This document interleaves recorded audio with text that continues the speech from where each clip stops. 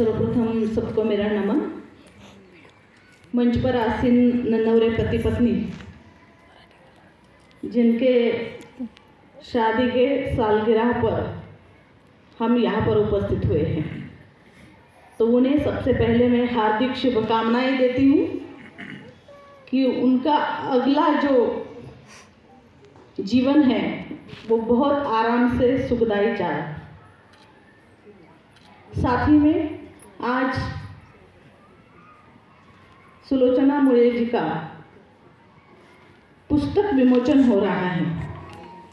इंतजार एक सैनिक की पत्नी का, तो उन्हें भी हार्दिक बधाई देती हूँ कि वो इससे आगे बढ़कर और ज़्यादा लेखन करें और ज़्यादा पढ़े और बहुत ज़्यादा पुस्तकें उनकी प्रकाशित हो और वो बार बार हमें ऐसे मौकों पर निमंत्रित करें जिसका हम आनंद ले सकें।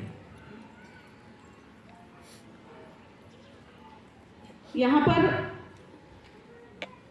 जिस पुस्तक पर मैं बात करने वाली हूँ वो है इंतजार एक सैनिक की पत्नी का। आप देख सकते हैं इसका मुख्य पृष्ठ जो है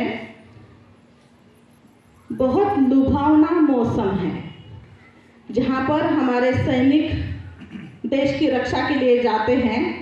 वहाँ कुदरत का नज़ारा बहुत अच्छा होता है, प्रदूषण बिल्कुल भी नहीं होता है वहाँ पर, क्योंकि वहाँ पर आदमी यानी मानव जो है वो कम होते हैं। मानव ही तो प्रदूषण करते हैं और वो देश की रक्षा के लिए वहाँ पर जाते हैं।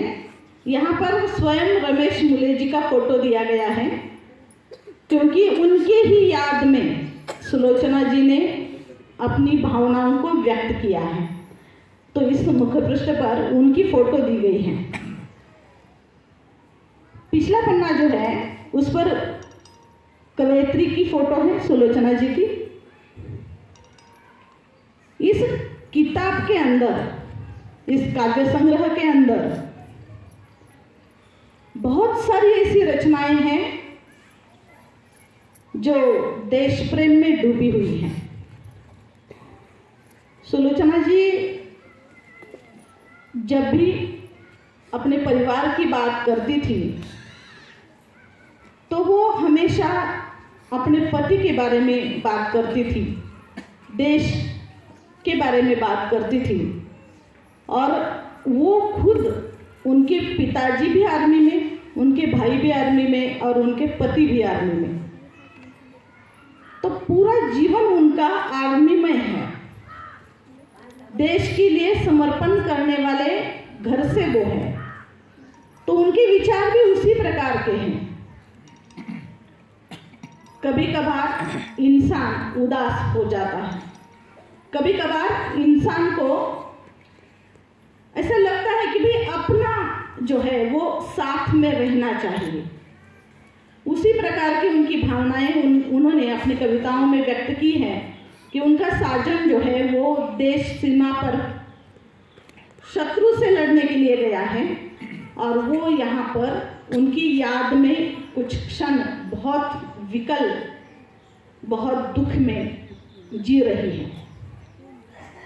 आमतौर पर हम देखते हैं कि अगर लड़की की शादी अब जाकर 21 साल हो गया है, लेकिन पहले तो 18 साल, उससे पहले तो कम उम्र में भी शादी होती थी। सुलोचना जी की भी शादी बहुत कम उम्र में हुई है।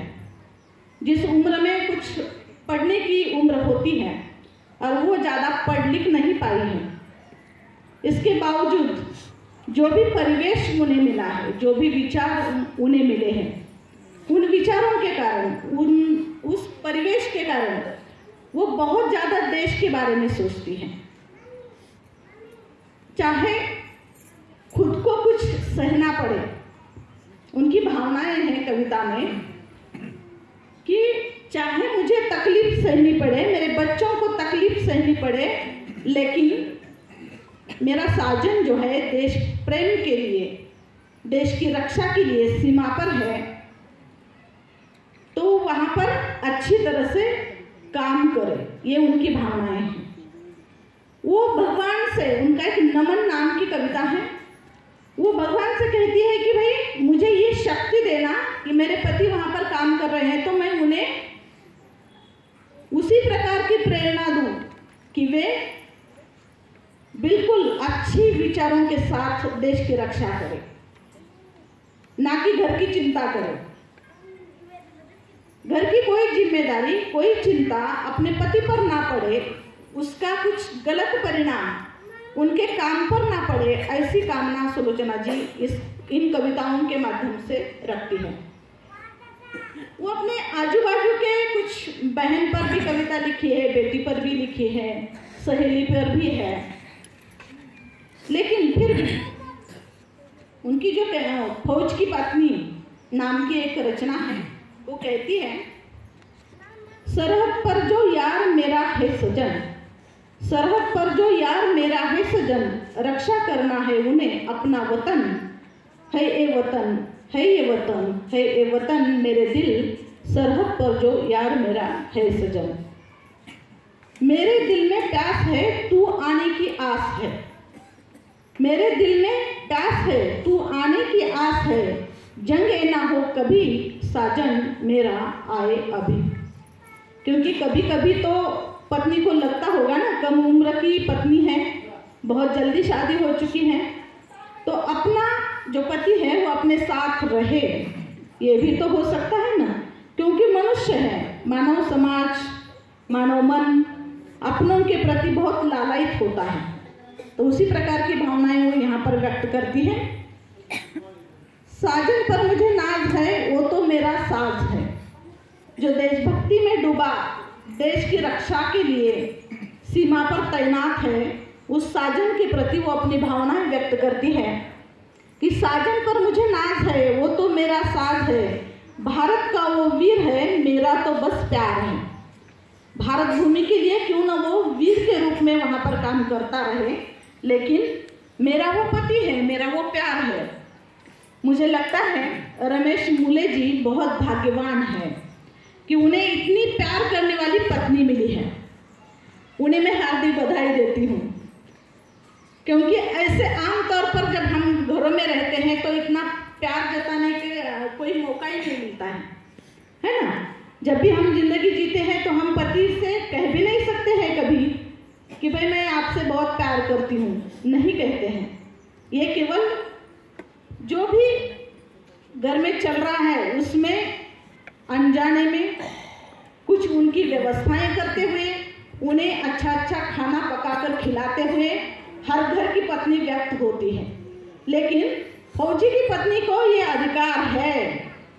सुलोचना जी की कविताएं जब हम पढ़ते हैं तो वो अधिकार उन्होंने लिया है। वो हर कविता में अपने पति के बारे में जो उनके दिल में प्यार है वो व्यक्त करती है।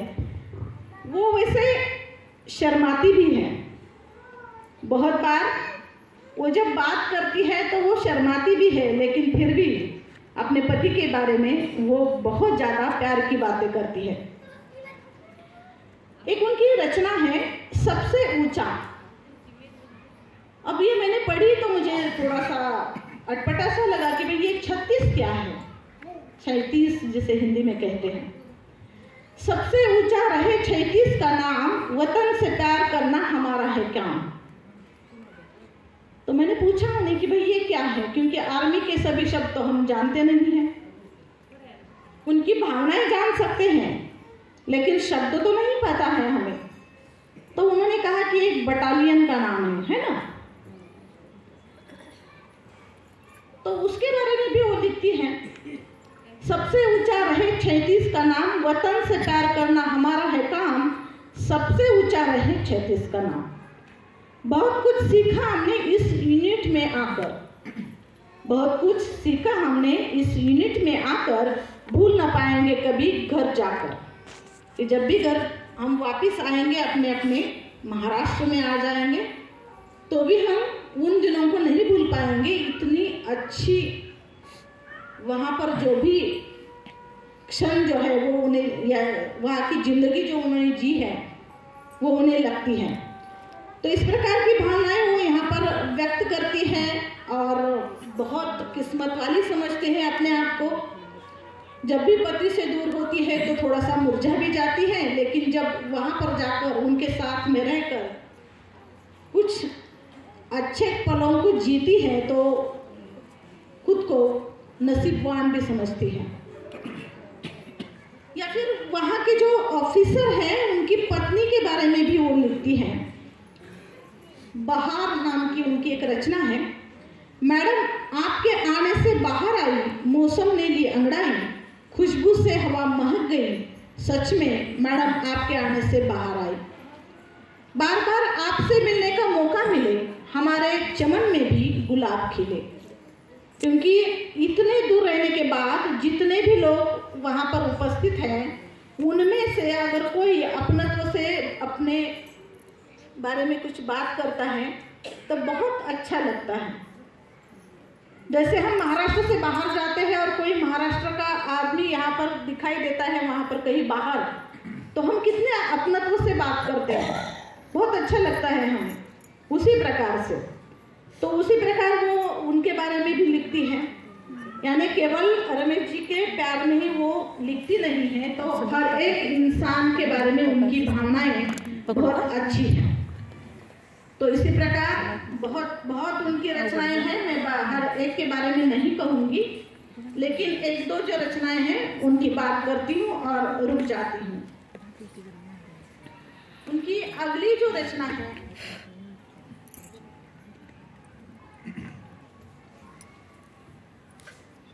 वो सैनिक की पत्नी में कहती है कि मैं सैनिक की पत्नी हूँ, इसका मुझे अभिमान है। जो सैनिक की पत्नी होती है उन्हें अपने पति पर नाज तो होना ही चाहिए, है ना। फौजी की कहानी में वो लिखती है कि आंधी हो या तूफान हर पल है बंदूक तानी, इस मिट्टी के खातिर दी कितनों ने कुर्बानी।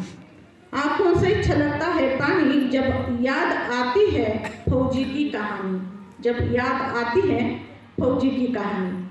इस प्रकार से वो अपने कविता के माध्यम से अपने विचारों को, अपने भावनाओं को अभिव्यक्त करती है। जितनी भी कविताएं इसमें हैं वो आप अगर दिल से पढ़ लेते हैं तो आपको पता चल जाता है कि कहीं न कहीं अपने संस्कार, अपने विचार यहाँ पर अभिव्यक्त हुए हैं। जैसे अधिकारियों की पत्नियां वहाँ पर साथ में होती हैं, वैसे ही इनकी किताब पढ़ने के बाद, ये काव्य संग्रह पढ़ने के बाद मुझे लगा कि सैनिक की पत्नी को भी उनके साथ में रहने का अधिकार मिलना चाहिए। क्योंकि कितने ऐसे क्षण होते हैं जो वो उनके बिना मिस करती हैं, या सैनिक भी करते हैं। सैनिक अभिव्यक्त नहीं करते हैं, वो कर्तव्यों को जानते हैं, लेकिन मुझे लगा कि उन्हें भी वहाँ पर रहने का अधिकार मिलना चाहिए। दूसरी बात उन्होंने जो कही, उस बात को लेकर मैंने उन्हें टोका था कि भाई आपने ऐसा क्यों लिखा है। उन्होंने अपने मनोगत में लिखा है कि सैनिक की पत्नी की ओर आत्मसम्मान के साथ, यानी उन्हें सम्मान दे, वो आत्मसम्मान के साथ जीना चाहती है, उन्हें जीने दे। तो उनका उत्तर उनका ये था कि उन्होंने एक किस्सा ऐसा देखा है कि उस पत्नी को बहुत ज़्यादा समाज ने तंग किया था। तो सैनिक की पत्नी एक तो अपनी जिम्मेदारियों के साथ बहुत ज़्यादा कष्ट उठाकर जीती है, तो उसे समाज ने सम्मान देना चाहिए, ये भी इस मौके पर कहना चाहूँगी। और तीसरी बात ये कि ये किताब केवल 4-5 दिनों में बाहर आ चुकी है। बहुत दिनों से उनकी चाह थी कि एक किताब निकले, तो अब ये कार्यक्रम होने जा रहा है, तो सुझाव दिया मैंने उन्हें कि भाई निकाल लो अपनी किताब, और उन्होंने तुरंत मान लिया और 4-5 दिनों में ये किताब सामने आ चुकी है। तो ऐसे ही सुलोचना जी निरंतर लिखती रहे, बहुत बहुत पढ़े, पहले बहुत ज़्यादा पढ़े और फिर लिखे, ऐसा सुझाव मैं उन्हें देना चाहती हूँ। और इस किताब के लिए उनका फिर एक बार हार्दिक अभिनंदन करती हूँ। धन्यवाद।